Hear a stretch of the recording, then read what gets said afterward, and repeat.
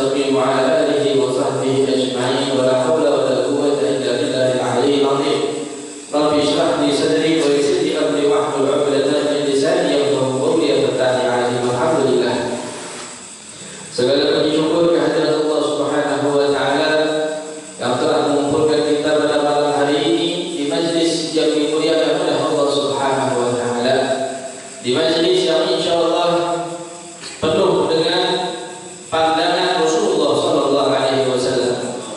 Tidak dikumpulkan dan dijadikan majlis ini kecuali atas perintah dan ridha daripada orang-orang yang memiliki hubungan dekat kepada Rasul sallallahu alaihi wasallam. Maka kita sebagai umat Nabi sallallahu alaihi wasallam sudah selayaknya untuk memuliakan apa-apa yang berkaitan dengan baginda besar Muhammad sallallahu alaihi wa alihi wasallam.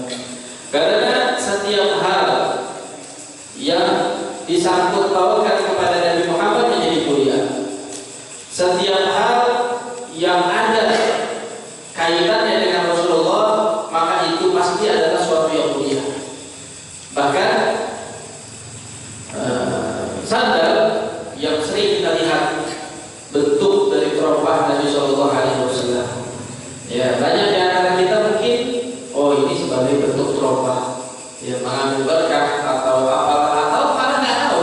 Ya asal aja kayak orang-orang pakai, ya udah kita itu pakai. Ya, itu pun memiliki makna. Yang mana banyak dari ulama-ulama yang menjadikan contoh bentuk dari sandalnya Nabi Sallallahu Alaihi Wasallam sebagai keberkahan, bahkan sebagai hal-hal untuk mendapatkan apa yang dia inginkan melalui wasilah tersebut kepada Allah Subhanahu wa taala. Ya, disebutkan ya daripada kitab Syama'il, ya. Di situ disebutkan beberapa pendapat daripada Imam Al-Bajuri dan lain sebagainya menjelaskan bahwa kemuliaan tersebut di saat seseorang meyakini, ya, ini satu meyakini suatu yang berkaitan dengan Rasul Sallallahu Alaihi Wasallam, maka di situ akan ada suatu yang istimewa yang diberikan oleh Allah Subhanahu wa taala. Kenapa? Karena ada ikatan kaitan kepada Rasul. Ya, jadi apapun juga ilmu, di saat ilmu memiliki hubungan dengan Nabi Muhammad, maka ilmu itu menjadi ilmu yang paling mulia. Ya, doa masing-masing bisa berdoa. Ya, Allah, ya, berdoa kepada Allah dengan apapun yang kalian inginkan, ya kan? Maka tidak ada ketentuan jika berdoa minta yang begini, enggak. Allah tidak menentukan, Rasulullah tidak menentukan. Yang penting berdoalah dalam kebaikan. Tapi di saat kita berdoa, kita kaitkan doa kita dengan adanya nama Nabi Muhammad SAW. Maka beda lagi, kelasnya menjadi beda. Kenapa? Ada Rasul Sallallahu Alaihi Wasallam. Maka insya Allah apapun yang berkaitan dengan Nabi Muhammad pasti memiliki keistimewaan di sisi Allah Subhanahu wa taala. Alhamdulillah, majelis yang mulia ini kita buka kembali. Ya, yang sebelumnya ya kita berharap majelis yang berjalan 11 bulan, ya, dari Syawal sampai Sya'ban, berjalan terus setiap minggunya. Ya, ini baru satu majelis, belum majelis yang lainnya. Berjalan setiap minggunya. Kita dapat ilmu adab, kita dapat ilmu akhlak, kita dapat ilmu fadhail amal, baik sholat, baik sholawat, baik ilmu, baik wudu dan lain sebagainya. Kita mendapatkan terus, baik dari guru-guru Al-Habib Hamid, baik dari asatidz yang ada di sini dan lain sebagainya, terus memberikan ilmu kepada antum semua terus menerus setiap minggunya. Berharap di bulan Ramadan ilmu itu bisa dipraktekkan dan bisa dijalankan untuk mendapatkan kemuliaan di bulan Ramadan dengan sepenuhnya. Karena kita berharap ya masuk bulan Ramadan dan kita mendapatkan ampunan Allah Subhanahu wa taala. Karena yang dilakukan adalah di saat seseorang keluar dari Ramadan dia tidak mendapatkan ampunan Allah. Disebutkan oleh Nabi Sallallahu Alaihi Wasallam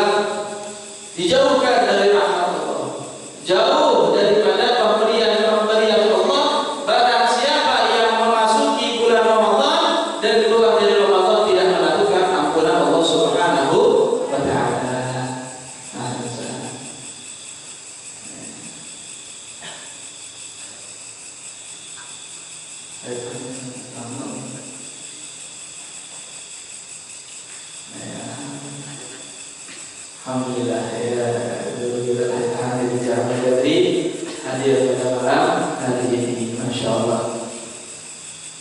Ya, kita lanjutkan kembali bulan Ramadan yang telah kita lewatkan. Coba bayangkan, ya bayangkan. Kita ini mendapatkan kenikmatan pertama, Allah panjangkan umur kita sehingga kita mendapatkan Ramadan. Ini nikmat yang besar. Coba bayangkan berapa banyak yang kalian kenal yang wafat belum mendapatkan Ramadan pada tahun ini, atau mendapatkan hanya sebagian dari Ramadan. Kita bersama Hamid di dalam Erdi dan juga Ustaz Syekh Said yang insyaallah melimpahkan daripada keberkahan kepada mereka semua. Allah panjangkan umur mereka dalam keadaan sehat dan walafiat. Amin amin ya rabbal alamin. Hadirin hadirat yang dirahmati oleh Allah Subhanahu wa taala. Maka dalam pembukaan semacam ini yang perlu kita ingatkan dalam diri kita adalah apa yang telah kita ambil selama melewati daripada bulan suci Ramadan kemarin, dan apa yang kita lewatkan selama kita di bulan suci Ramadan kemarin. Jangan sampai penyesalan yang kita tinggalkan selama di bulan Ramadan terjadi lagi di bulan-bulan berikutnya. Kita alhamdulillah selama 30 hari di bulan Ramadan itu kita dibiasakan dengan perbuatan baik. Bangun malam contohnya, yang mungkin biasanya sulit bagi kita. Bangun malam di antara kita sulit biasanya, bangun jam 2, bangun jam 3 malam. Mau ngapain? Mau sholat. Kalau nggak ada hajat atau keinginan atau lagi buntu, buta atau apa, baru dia bangun. Tadi kalau nggak ada dia udah tidur lagi biasanya. Tapi selama 30 hari di bulan Ramadan mau nggak mau bangun. Ya jam 3, jam 2 malam mau bangun. Kenapa? Mau sahur. Ya mau sahur. Sahur paling berapa menit? Sisanya buat apa? Ya. Kalau yang memiliki akal baik, maka sisa waktunya buat baca Quran, buat sholat malam dan lain sebagainya. 30 hari kita dilatih selama 30 hari untuk bangun malam. Dilatih selama 30 hari untuk menjaga diri kita, lisan kita nih kita jaga. Ya kita mau mengucapkan kalimat puasa. Ya mau lagi puasa. Mau melihat yang tak benar lah astagfirullah lagi puasa. Kita dijaga terus 30 hari kita dijaga begitu. Ya. Ini adalah sebuah latihan dari Allah Subhanahu wa taala terhadap diri kita.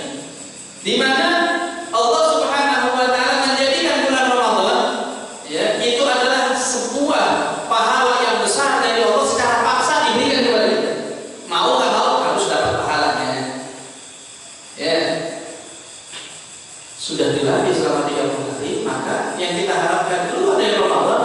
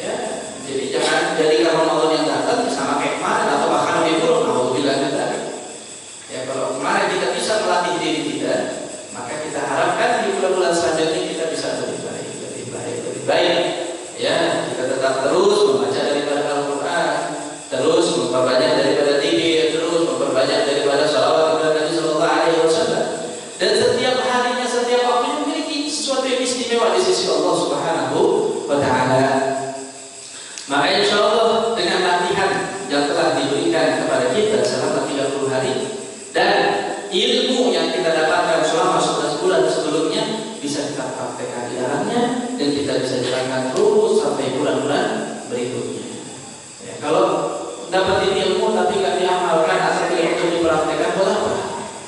Ya, ilmu adalah sesuatu yang akan berkembang, yang akan menjadi manfaat saat diamalkan. Ya, kalau cuma disimpan, didengerin tapi disimpan nggak dipakai, nggak diamalkan, tidak diberikan, buat apa? Nggak ada manfaat daripada ilmu yang dia dapat. Dikatakan orang yang memiliki ilmu tanpa amalannya maka seperti pohon yang tidak ada buahnya, pohon tapi tidak ada manfaatnya, jadi sampah aja. Ujung-ujungnya dipotong jadi kayu bakar, sampah, nggak ada gunanya. Ya, tapi kita ingin menjadi sebuah manusia yang memiliki manfaat baik untuk diri kita khususnya dan untuk orang lain juga. Ya, jadi niatkan pembukaan semacam ini, ayo perbaharui niat kita, perbaharui daripada keinginan kita. Pokoknya target kita, ya, setiap minggunya kita bisa mendapatkan sebuah ilmu yang bisa kita praktekkan dalam keseharian kita. Ya, walau satu ilmu. Ya, kebahagiaan itu untuk diri kita dan untuk yang lain-lain yang telah menyampaikan ilmu. Bahagia karena ilmu yang disampaikan bisa bermanfaat, dan kita pun akan bahagia di saat ilmu yang kita dapat bisa menjadi kemanfaatan dalam diri kita dan untuk seterusnya. Kalau setiap minggu satu ilmu kalian praktekkan atau satu sunnah, dalam satu bulan berarti berapa? Udah 4 sunnah baru. Ya, bukan yang lama. Kalau yang lama jadi istiqomah kan. Setiap minggu satu sunnah baru kalian praktekkan. Dalam satu bulan berapa? 4 kali. Ya, maka dalam 1 tahun sudah berapa kali? Berapa sunnah? Berapa puluh sunnah yang kalian praktekkan yang sebelumnya belum pernah kalian lakukan dengan tekad semacam ini. Itu 1 tahun kita lewatkan. Tahun berikutnya lagi lebih lagi. Tahun berikutnya alhamdulillah kita berjalan dengan majlis ini berapa tahun? Ya, masa sunnahnya masih itu lagi. Duhanya 2 rakaat, witirnya kalau ingat, dia mulanya kalau bangun. Nah, ilaha illallah. Ini buat anak kecil lah ini, duha 2 rakaat buat anak kecil itu melatih mereka salat duha. Ya, masih puasa di Senin Kamis belum nambah. Itu pun kalau semangat. Kadang puasanya pagi, siang kita nggak jadi puasa dari Allah. Ya, pagi puasa ya. Baru siang itu padahal sudah juga nggak apa-apa dari Allah. Ya kan begitu. Ya, nanti diri kapan kita bisa berhasil kalau kita tidak melatih diri kita. Tapi dengan melatih diri kita, memaksakan sedikit daripada hawa nafsu kita, maka insya Allah kita akan mendapatkan sebuah kemuliaan yang begitu besar di sisi Allah Subhanahu wa Ta'ala. Jika ingin dekat kepada Allah, jika ingin dekat kepada Rasulullah, maka dengan sunnahnya Rasulullah Sallallahu Alaihi Wasallam. Tidak mungkin seseorang akan dekat dengan Rasulullah kecuali harus mau nggak mau, yaitu menjalankan sunnahnya Rasulullah Sallallahu Alaihi Wasallam. Ya, dengan